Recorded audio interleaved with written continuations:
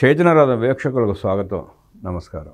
నరుకుడు బాటలో ఎమ్మెల్యే రప్పారెడ్డి. గత నెల రోజులుగా రాష్ట్రంలో నెలకొన్న పరిణామాల నేపథ్యంలో మాజీ ముఖ్యమంత్రి పులివెందుల ఎమ్మెల్యే వైఎస్ జగన్మోహన్ రెడ్డి నరుకుడు వైఖరిపై వైద్య ఆరోగ్య శాఖ మంత్రి సత్యకుమార్ యాదవ్ ధ్వజమెత్తారు. గత ఎన్నికల్లో ఎదురైన భారీ ప్రజా వ్యతిరేకతతో మైండ్ బ్లాక్ అయి గంగమ్మ జాతరలో పొట్టేళ్ల తలలు తెగే విధంగా మళ్లీ అధికారంలోకి వస్తే ప్రత్యర్థులు ప్రజల తలలు తెగ్గొస్తామంటూ నరుకుడు భాష మాట్లాడి రప్పారెడ్డిగా జగన్ రెడ్డి మిగిలిపోయాడని మంత్రి ఎద్దేవా చేశారు. గత నెల రోజులకు పైగా రాష్ట్ర ప్రజలు సమగ్ర ఆరోగ్యం కోసం ముఖ్యమంత్రి నారా చంద్రబాబు నాయుడు ఆది యోగా పతంజలి రూపొందించిన యోగాను ప్రజల్లోకి తీసుకెళ్లడానికి అహర్నిశలు శ్రమించి విజయం సాధించారని, దీనికి భిన్నంగా 11 మంది ఎమ్మెల్యేలతో కూడిన ప్రతిపక్షానికి నాయకుడిగా చెప్పుకునే జగన్ రెడ్డి తన మాటలు చేతలతో రప్పారెడ్డిగా తన నైజాన్ని ఆవిష్కరించుకున్నాడని మంత్రి సత్యకుమార్ ధ్వజమెత్తారు.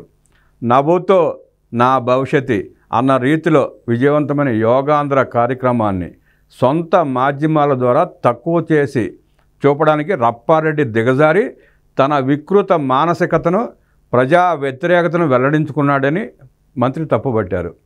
రౌడీ షీటర్లను పరామర్శించడానికి జగన్ రెడ్డి చేసిన తెనాలి పర్యటన, బెట్టింగ్లో సర్వస్వం కోల్పోయి ఆత్మహత్య చేసుకున్న తన పార్టీ కార్యకర్త కుటుంబాన్ని పలకరించడానికంటూ ఆయన చేసిన రెంటపాళ్ల పర్యటన, ఆ సందర్భంగా జరిగిన సంఘటనల పట్ల ఆయన స్పందించిన తీరు జగన్ రెడ్డిలోని రప్పారెడ్డిని ప్రజల ముందుంచాయని మంత్రి సత్యకుమార్ యాదవ్ వ్యాఖ్యానించారు.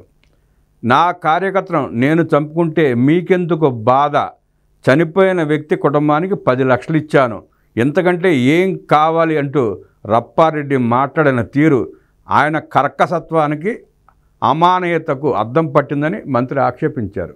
సింగయ్య అసూలు బాసిన ఘటనపై కనీస విచారం కూడా వ్యక్తం చేయని హంతకుడు జగన్ రెడ్డి అని మంత్రి దుయ్యబట్టారు. తన వాహనం కింద పడి తీవ్రంగా గాయపడిన దళితుడిని ముళ్ళ పొదల్లోకి లాగి పడేసి చిరునవ్వులు చిందిస్తూ జేజేలు కొట్టించుకుంటూ ముందుకు సాగిన జగన్ రెడ్డిలో రప్పారెడ్డి ఏ మేరకు ఆహ్వానించి ఉన్నాడో ప్రజలకు తేట తెల్లమైందన్నారు.